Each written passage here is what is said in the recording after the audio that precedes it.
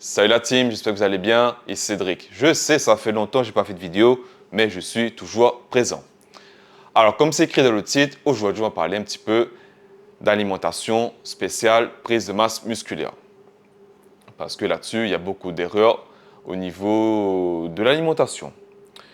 Tout d'abord, le premier réflexe, c'est très bien, hein. Les gars, ils vont aller s'entraîner 4, 5, 6, 7 fois par semaine. Ils vont rester à peu près 1 heure, 1 heure et demie, 2 heures, ils s'entraînent. Ils dépensent beaucoup. OK? Mais ils dépensent beaucoup, mais à côté, ils ne mangent pas suffisamment. Donc là, tu dépenses plus que tu en manges. Ça se fait que tu ne progresses pas, voire tu perds du poids. Donc les gars, c'est très important, l'alimentation.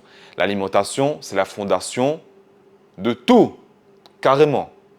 Oui, peut-être je vais être chiant avec ça, mais ça en met dans avec ça tout le temps. Mais l'alimentation, c'est la clé. C'est pas en arrivant à la salle avec l'estomac vide que va prendre de la masse.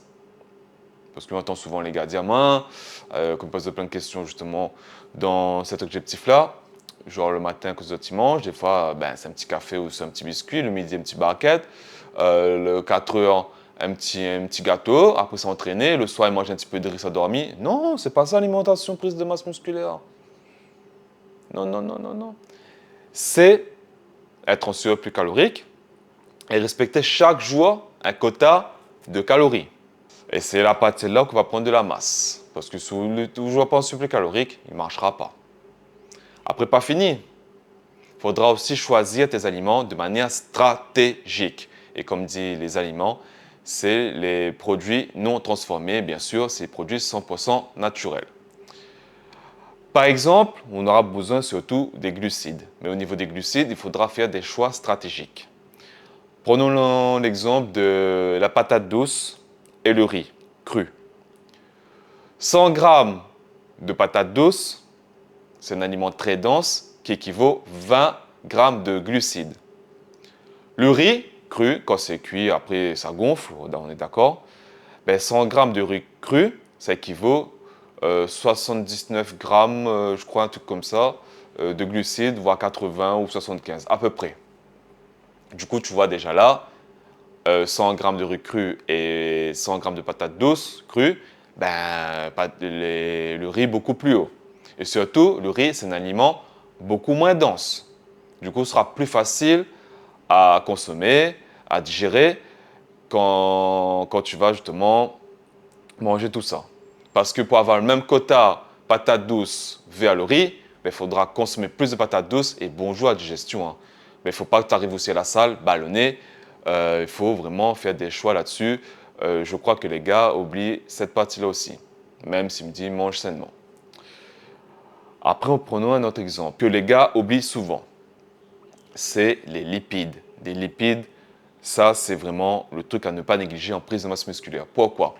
Parce que quand tu vas créer ta petite routine en surplus calorique au niveau des macronutriments, tu seras à côté au niveau des protéines et glucides.